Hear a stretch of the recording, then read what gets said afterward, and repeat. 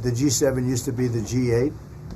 Barack Obama and a person named Trudeau didn't want to have Russia in. And I would say that that was a mistake, because I think you wouldn't have a war right now if you had Russia in.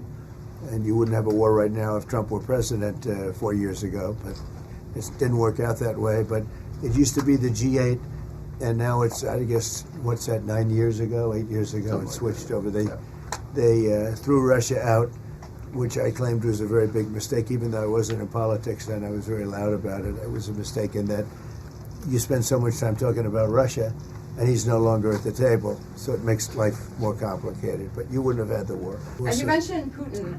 Do you think that he should have a seat at the G7 today, that it should be the G8? I'm not saying he should at this point, because too much water's gone over the dam, maybe.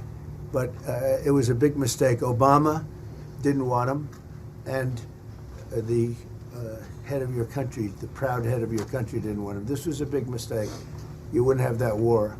You know, you have your enemy at the table. Even, I don't even consider him, he wasn't really an enemy at that time. There was no concept. If I were president, this war would have never happened.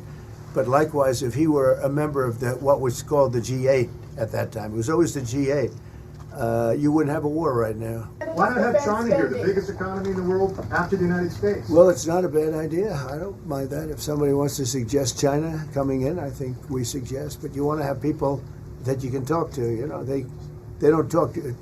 Putin speaks to me. He doesn't speak to anybody else. He doesn't want to talk, because he was very insulted when he got thrown out of the G8. As I would be, as you would be, as anybody would be. He was very insulted. And, I mean, he was thrown out by Trudeau, who convinced one or two people, along with Obama. He was thrown out, and he's not a happy person about it, I can tell you that. He basically doesn't even speak to the people that threw him out, and I agree with him.